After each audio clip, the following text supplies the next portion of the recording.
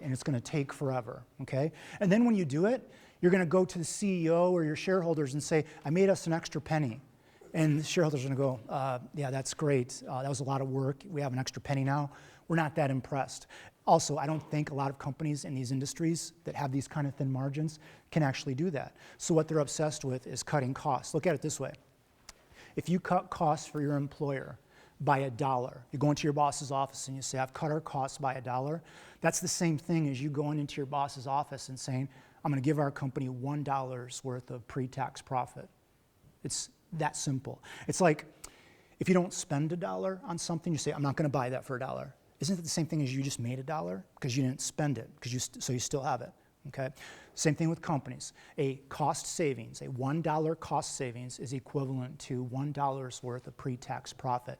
It's incredibly, incredibly effective, especially if you have a lot of slop and waste and opportunities for doing things better, faster, and cheaper. Everyone out there can do things better, faster, and cheaper. Even the ones that are really good at doing things better, faster, and cheaper, they can do it better, faster, and cheaper. So that's been the obsession of industry, okay, is we need to do things better, faster, and cheaper. Why? That cuts costs. Why is that important? Because that's the same thing of giving us pre-tax profit to our bottom line. Not to say that increasing sales revenue and advertising and promotion and marketing isn't important. GM needs to convince you that you should pay $60,000 for a Cadillac, even though it's made right next to a GMC or a Buick at the same place at the same time. Because the margins on that are better because they're able to jack up their prices on that product versus something else that they make at the same place at the same time.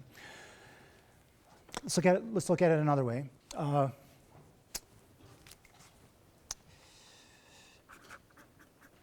If you sell something for $1, so over here, that's a bunch of companies in manufacturing. Let's say you sell something for $1 and you got 20, 30, 40 cents left over, okay? Those companies in general have a reputation for wanting to increase sales revenue, market share, and volume because there's probably growth in the industry if they can price their products in a way that allows them to get away with those margins. So let's take a look at companies with really good margins. How about Stryker Corporation? They're headquartered in Kalamazoo. They're a Fortune 500 company. A Fortune 500 company is the largest 500 companies in America based on annual sales revenue. We have a Fortune 500 company headquartered in Kalamazoo. When they sell something for $1, they probably have 20, 30, 40 cents left over. Fantastic, healthy, good margins. Stryker's just like any other company. They want to make more money, and they have to figure out how do we make more money. The companies over here that only have 1, 2, 3 cents left over, the only way they're going to make more money is if they cut costs. The companies over here are probably in growth industries where the way they make more money is increase sales revenue, market share, and volume. And Stryker's no exception. They're obsessed with their sales workforce, and they invest heavily in their sales workforce because they think there's room to increase sales revenue to make more money. So Stryker Ballpark, since the early 70s, has doubled its annual sales revenue every 5 to 10 years, and I think they can keep doing that in the global economy for a few more decades. GM, Toyota, Honda, IBM, Boeing, John Deere, they're not sitting around saying, how can we double our annual sales revenue every 5 to 10 years? They're hanging on to market share, but they want to make money as bad as the companies over there. It's just for these companies, they have to cut costs. Those companies over there might not necessarily have to be really good at cutting costs, but they're greedy too, so if they can increase sales revenue, they also try to cut costs. So what's supply chain management? Okay. These companies that sell something for $1, when they pay for all of their bills, they have to look at where most of our costs coming from, okay? Probably 50 to 70 to 80 cents of that dollar is in direct material purchases, okay? Now I might have lost you. If a company sells something for $1, they build something, they pay for all of their bills. Where are their costs coming from? Because I think you guys will agree, if the name of the game is cutting costs, how do you cut costs? Well, where are most of your costs coming from? Maybe go there. What I've learned from my research is if a company doesn't measure something, they probably suck at it. So for example, let's say a company doesn't measure quality, customer satisfaction, they probably stink at it. If they don't measure service, they probably stink at service. If they don't measure flexibility, they're probably not very good at giving customers exactly what they want, when they want it. Today you want orange, tomorrow you want blue. If they don't measure that stuff, they're probably really, really bad at it. Likewise, if you don't measure your costs and you don't know where your costs are coming from in excruciating detail, you probably have no idea how to cut costs, and you're probably not very cost competitive. If you look at the companies that are really good at this, they're obsessed with it, and they measure it in excruciating detail. So for manufacturing companies, if they sell something for $1, and I just told you 50 to 80 cents or percent is in direct material purchases, what's that basically saying?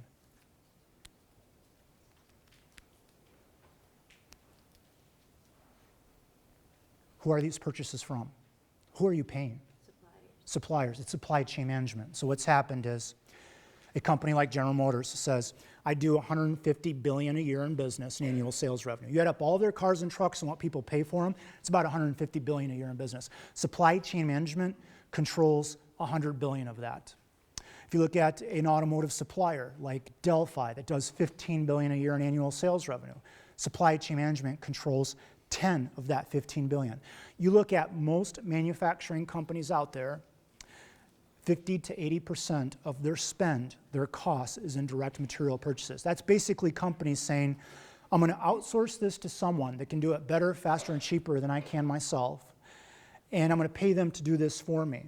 So the reason the supply chain management has gotten so hot is these companies are outsourcing huge chunks of their business, and they want to do it in a way that they give it to people that can do it better, faster, and cheaper than they can themselves. Okay? So the greatest opportunity for most of these cost savings that I'm talking about is in supply chain management, because that's where most of the costs for a manufacturing company are coming from. So for my students, over half end up in purchasing as buyers, spending money on behalf of companies. So what happens is Ford will say, I'm Ford Motor Company, I'm a manufacturing company, and I outsource almost everything. Literally, Ford outsources almost everything that goes into their cars and trucks to someone else because they can do it better, faster, and cheaper. Ford and most manufacturing companies have gotten so obsessed with outsourcing and finding people that can do it better, faster, and cheaper that in a way they don't really do anything anymore. So then you're like, well, what's their core competency? What are they good at? Supply chain management, outsourcing everything, managing it in a way where suppliers don't take advantage of you, and by doing that, you cut your costs and widen your margins and are more price competitive because your ROI is up. It's gotten to the point where companies are saying travel, legal, HR services, marketing, advertising, toilet paper, salt for the parking lot, all of their spend, they're outsourcing to someone that can do it better, faster, and cheaper. Because if they can save money, it goes directly to their pre-tax profit and bottom line. Okay? So Ford comes along and says, Sheema, I need one of your students. They're going to buy stuff for us. They're going to buy $30 million worth of stuff for us. They have to make sure that they buy the right stuff from the right supplier and make sure that it's at the right place, at the right time, in the right quantities. Oh, and by the way, the quality and service has to be exceptional, and most importantly, they got to keep getting the price lower and lower. So my student will get a job as a buyer at Ford, and they're buying $30 million worth of parts for Ford's car and truck plants. That person's boss will say, you know, we spent $30 million on those parts last year. Could we get the same parts for maybe $27 million? And then you save Ford $3 million. I think it'd be really cool if you had a job where you could say, boss, I saved the company $3 million in costs. Okay, I've lowered our costs by $3 million. Your boss says, okay, that's the same thing as you giving Ford $3 million worth of pre-tax profit. Is it easy to ask for a raise when you're saving a company $3 million a year and the savings keeps going year after year? One of the reasons the GM is offering our students $64K straight out of school is by the time you get done with the ISM curriculum, you learn how to do things where you can take $30 million in spend and reduce it to $27 million and justify your existence, which is worth a lot more than $64K a year if you can do that routinely on behalf of an employer. Another example. So a little over half of my students are buyers in purchasing, procurement, sourcing, where they buy stuff and spend money on behalf of their company. Here's a question for you guys. Do you kind of agree that for manufacturing companies that outsource all of their material needs to suppliers, this supply chain management stuff is kind of important? You know, you kind of get it. Like they sell something for $1, 50 to 80 cents of that dollar is in buying stuff from suppliers for the things that go in our cars and trucks or our computers or our airplanes. Does anyone know what percentage of Americans work in the manufacturing sector? Ballpark. Anybody? Ballpark? not bad. I was going to say 10 to 15% of Americans work in manufacturing. All right, what does that mean? 85% of Americans don't work in manufacturing. Okay, most of you won't work for a company that builds something. Here's my question. Do companies in the service sector that don't build anything want to do things better, faster, and cheaper? Do they want to cut costs? Do they not want to pay top dollar for stuff? Would you guys agree that healthcare in America is really expensive and keeps going up and up and up? You can make the argument that they subcontract everything, and maybe they're not very good at spending money. I'll give you an example. I'm going to pick on you again, the guy that says he can pass a drug test. All right, you work for a hospital. Hospital says we need an x-ray machine. You call up General Electric and say, how much? General Electric says 20 million.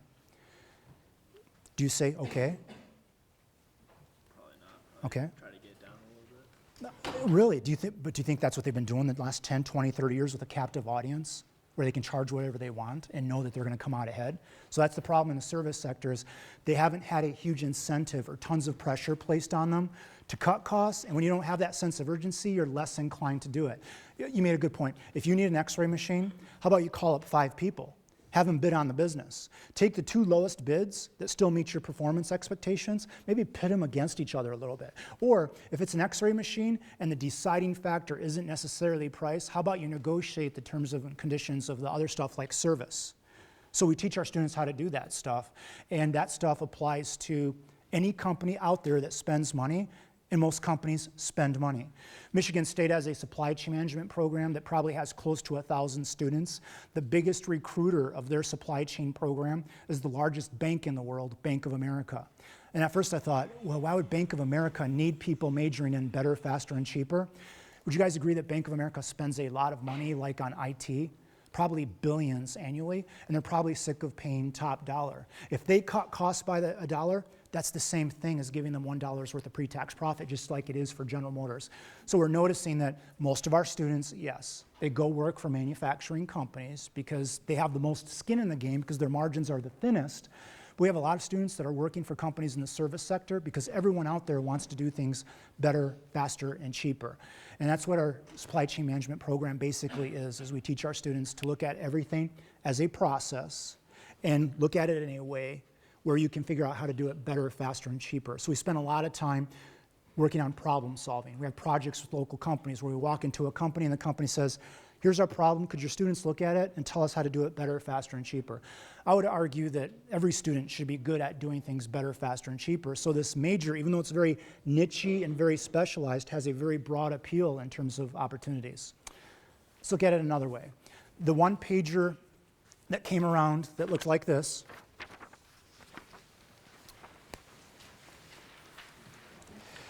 I'm not going to turn this into an accounting class. Hang in there. One of the most popular, important bottom line financial indicators for companies is this calculation called return on investment. When you interview with a company, if it's publicly held, read its annual report to find out what its ROI is annually. Would you guys agree we want that number to be positive? If you're interviewing with a company and that number is negative, that's probably not a good sign. That's General Motors in 2008. Car and truck sales fell by over 50%. They sold something for $1. After they paid for all of their bills, they still didn't have enough money to cover their costs. So they sold something for $1. They had to go to the bank and say, could you give me 2 or 3 cents because I don't have all of my costs covered because car and truck sales fell by 50% overnight. When they went to the bank to borrow money because they didn't have all the money they needed to pay their bills, the banking system collapsed and the bank said, we don't got the money for you. Some people think that Ford would have gone bankrupt and would have filed for bankruptcy, but it timed it just right that when it went to the banks to borrow money, there was still money in the system to be borrowed. So it was all about timing, some people think. For companies in capital-intensive industries like manufacturing, this is one of the most important bottom line financial indicators for them. When I say capital-intensive, they got to spend tons of money, and they might have to make a product over a long period of time before it actually starts to make the money. So I just want to backtrack with this calculation a little bit. I had one student tell me this is the most important page of their life because everything they do revolves around this. There's a CEO, male or female, that goes to all of the vice presidents and says, How can you help me make this number bigger? When you interview for a job, one of the questions I would ask is, where am I on the org chart? Okay? So you interview with the company and someone says, you're gonna be here on the org chart. If the most important person in your functional area doesn't talk to the CEO on a daily basis, I would argue that you're not majoring in something or taking on a job at a company that considers what you do for a living to be strategically important. So I tell all of my students, you interview with the company, you find out who the highest ranking official is in the functional area that you work in. And if that person doesn't report directly to the CEO, I'm not convinced that they think that part of the company is strategically important. And that's important because how far up can you climb up the corporate ladder if the company's saying no one too important is going to be in charge of that functional area? The cool thing about supply chain management is for manufacturing companies, they sell something for $1, 80 cents is in direct material purchases. The only way they can make money is cut costs in their direct material purchases. At every manufacturing company out there, there's a vice president of supply chain management that reports directly to the CEO, and chances are the CEO is talking to that person on a daily basis, probably 5 to 20 times a day, because the CEO's job is, I need to widen margins, I need to increase my asset turnover rate, I need to pump up ROI because I need to make my stock go up in value. At Bank of America, there's probably not a vice president of supply chain management. So if you took a job there in supply chain, you're probably not going to run the company one day because it's a bank, it's not a manufacturing company. I've got a couple of students at Bank of America. They don't plan on being there forever, but their first jobs at Bank of America were spending over $100 million a year in IT for Bank of America.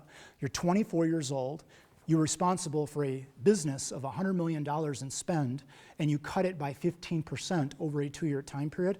You're extremely marketable to a lot of employers out there that do have a vice president of supply chain management in their org chart. But if you look at this calculation, ROI, it's pretty simple. It's profit margin times asset turnover rate. So I just want to spend a little bit of time backtracking, and maybe you can figure out, based on what you're majoring in, where do you deliver an impact on this calculation? So if you look at profit margin, it's basically operating income over sales.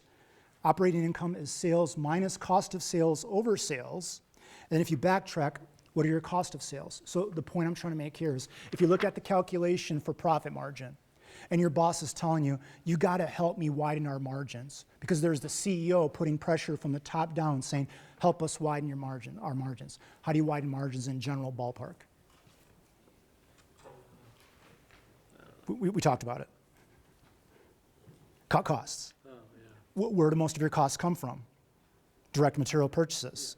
So there are a lot of CEOs saying, I'm going to go to this part of my company, and this is how we're going to widen margins. You can make the argument that if you cut costs anywhere, you're going to widen margins. The problem is, most companies out there, most of their costs are not in direct labor. The people that actually build the computers and the planes and the cars and trucks, that's a small percentage of their cost structure. Today, companies are so lean and mean, most of their costs aren't in overhead. It's in direct material purchases. That's why companies like Ford are obsessed with supply chain management students.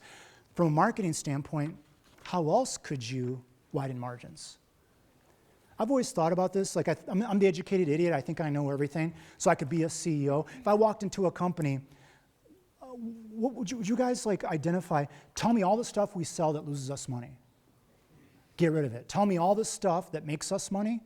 What makes us the most money? Let's invest in that stuff. Easy, right? I could be a CEO and make 30, 40 million a year. It's probably not that simple.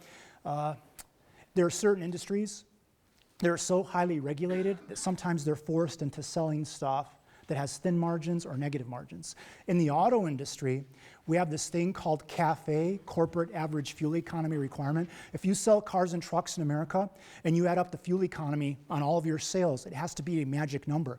So in America, the auto industry is kind of forced into selling smaller cars with fuel-efficient engines to meet those CAFE numbers. I curse Washington for passing a law that forces GM, Ford, and Chrysler to sell subcompacts and small vehicles with small engines that are more fuel-efficient so that they can meet that magic number without getting fined billions of dollars. And I think that magic number now, Obama pumped it up, is close to 40 miles per gallon. So when they add up the fuel economy for everything, it has to be that number, otherwise the fines are in the billions. This law has been in effect since the 1970s. It basically forces the big three to sell stuff that doesn't really make them any money. Who in the 1970s would have an incentive to convince Washington to pass an environmental law that hurts American companies and probably